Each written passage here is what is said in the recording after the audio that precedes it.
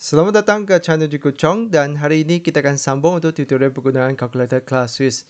Jadi topik yang akan dibincangkan dalam video ini adalah statistik. Jadi mari kita lihat jenis soalan yang akan dibincangkan.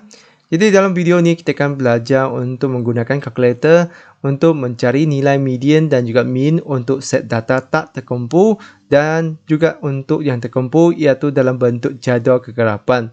Jadi tanpa melengah masa, mari kita lihat contoh yang pertama. Jadi contoh 4 ni sebenarnya saya dapatkan daripada bab 12 matematik tingkatan 2 di mana kita belajar tentang sukatan kecenderungan memusat iaitu mode, median dan mean. Jadi di sini kita diminta untuk tentukan median bagi setiap set data berikut dan ingat di sini penyelesaiannya sebenarnya kita perlu susun semula lepas tu kita carikan yang tengah-tengah. Jadi mari kita lihat macam mana pula kita gunakan calculator class Swiss ni untuk menyemak jawapan. Jadi pertama sekali kita pergi ke menu, lepas tu kita cari ke bahagian statistik iaitu nombor 6. Jadi anda boleh gunakan anak panah ni untuk pergi ke nombor 6 ni atau anda boleh tekan terus 6. Lepas tu kita akan tekan nombor 1 iaitu satu variable. Lepas tu dia akan keluarkan satu jadual. Jadi di sini kita hanya perlu tekan masuk kita punya nombor, tekan 4. Lepas tu setiap kali kita tekan nombor tu, tekan sama dengan untuk turun ke bawah. Lepas tu tekan 7 sama dengan dan kita tekankan setiap nombornya. Masukkan semua tu. Lepas tu baru kita teruskan. Jadi 4, 9, 6, 2 dan 1. Tekan sama dengan. Jadi kita sudah masukkan ke semua nombornya. Pastikan bilangan nombornya adalah sama. Jadi di depan tu adalah bilangan nombornya iaitu ada 9 nombor. Jadi lepas tu kita hanya perlu tekan option. Lepas tu kita tekan nombor 3 tadi iaitu satu variable calculation dan dia akan keluarkan semua nilai statistik yang kita perlukan. Jadi yang pertama sekali itu adalah mean tetapi soalan ni kita minta median. Jadi tekan anak panah ke bawah tu dan median tu adalah di sini iaitu MED dan di sini kita akan nampak satu 4 di sini. Nah, jadi kalau ternampak tu saya boleh tekan keluar di sini adalah 4 iaitu median di sini. Macam tu saja. Jadi sangat mudah. Jadi untuk nilai yang lain ni sebenarnya kita boleh gunakan untuk tingkatan yang lain. Contohnya tingkatan 4, kita juga belajar tentang sukatan serakan. Di mana kita belajar tentang kuartal pertama dan kuartal ketiga. Dan juga sisihan piawai kalau kita lihat yang tadi. Jadi di sini kita teruskan kepada contoh B. Untuk tekan balik tu kita tekan dahulu AC. Lepas tu kita tekan menu dan tekan 6, tekan 1. Supaya dia keluarkan satu jadual yang baru. Jadi di sini kita tekan masuk nombor kita 28. Tekan sama dengan. Lepas tu 27. Tekan sama dengan. Tekan 21. Tekan sama dengan. Lepas tu tekan 23. Tekan sama dengan. 24 sama dengan. 21 sama dengan. 25 sama dengan. 24 sama dengan. Jadi kita akan ada 8 nombor. Lepas tu kita tekan option. Dan kita tekan nombor 3. Dan dia akan keluarkan semua nilai itu. Jadi mari kita lihat nilai-nilainya. Jadi yang pertama sekali itu adalah mean. Nanti kita baru lihat yang itu. Jadi kita tekan bawah. MED ini adalah kita punya median iaitu 24. Iaitu sama jawapan dengan kita punya contoh. Jadi inilah caranya kita nak gunakan kalkulator ni untuk menyemak median bagi set data. Jadi mari kita teruskan kepada contoh seterusnya. Jadi contoh seterusnya adalah kita masih mencari median cumanya dalam bentuk jadual kegerapan iaitu untuk data terkumpul. Jadi macam mana kita nak tekan jadual ini, kita akan kembali kepada kita punya AC. Lepas tu di sini kita ada lagi kita punya jadual. Jadi kita nak bersihkannya, kita tekan shift 9, tekan 3, tekan sama dengan, tekan AC supaya kita reset semula kalkulator kita. Lepas tu seperti biasa kita perlu pergi ke menu, tekan nombor 6 dan tekan 1.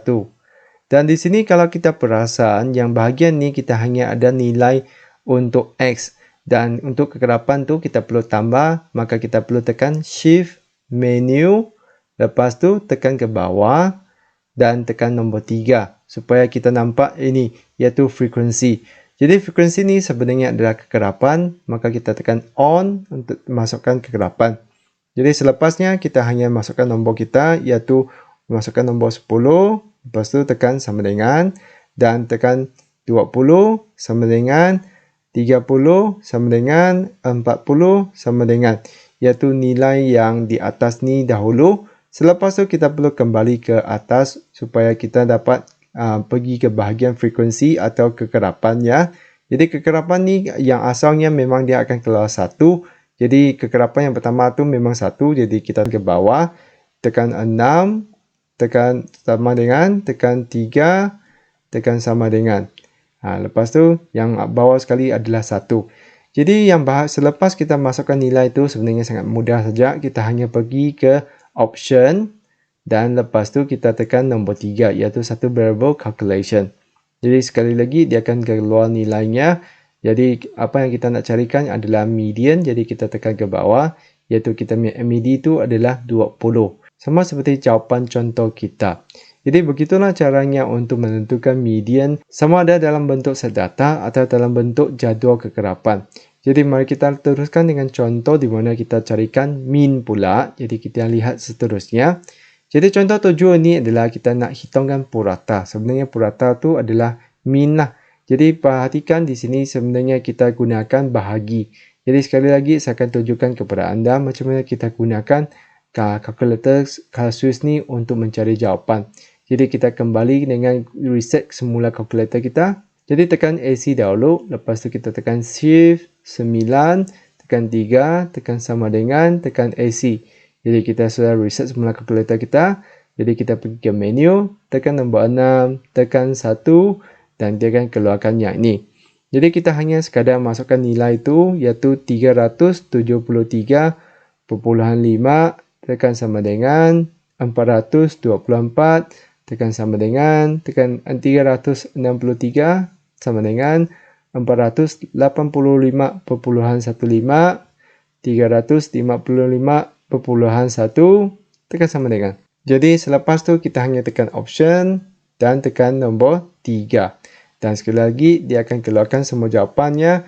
Dan nilai yang pertama sekali adalah kita punya mean iaitu 400.15. Jadi jawapannya adalah sama seperti contoh kita. Jadi di sini sangat mudah sahaja.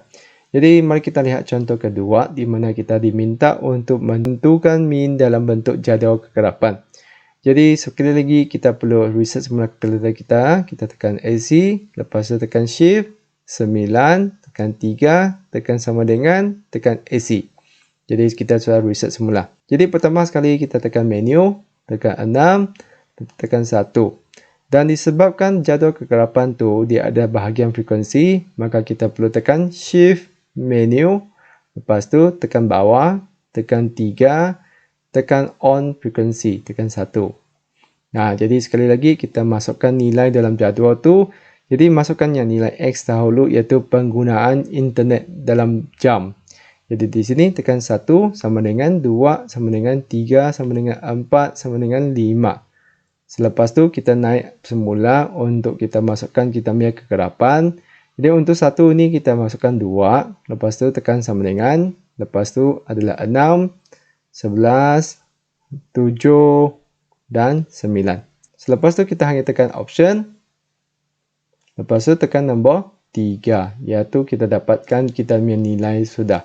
Jadi yang itu adalah pertama sekali iaitu 3.428. Dan disebabkan jawapan buku teks tu diambil bundaran kepada 2 tanpa perpuluhan. Jadi di sini dia bundarkan 8 tu tambahkan 1 ke depan ni. Itulah kenapa dia dapat 3.43. Jadi perhatikan di sini sebenarnya nilai yang dibekalkan dalam kalkulator tu lebih banyak daripada mean. Kita ada variance, kita ada sisian PIY. Dan kalau kita scroll ke bawah tu kita juga boleh nampak dia ada bilangan data, kuartal pertama, median dan sebagainya. Jadi bahagian yang lebih memakan masa adalah semasa kita masukkan nilai kita atau masukkan data kita ke dalam kalkulator. Selepas tu dengan cara untuk mengira tu sebenarnya sangat senang sahaja, iaitu kita hanya sekadar tekan option dan tekan 3. Lepas tu dia akan keluar semua nilai ini. Jadi dengan bantuan kalkulator ini kita dapat menyemak sama ada jawapan kiraan kita tu adalah betul atau tidak. Jadi itu sejak perkongsian untuk kali ini mengenai statistik. Saya percaya mungkin selepas perkongsian saya ni ada antara anda yang berminat untuk membeli kalkulator ni.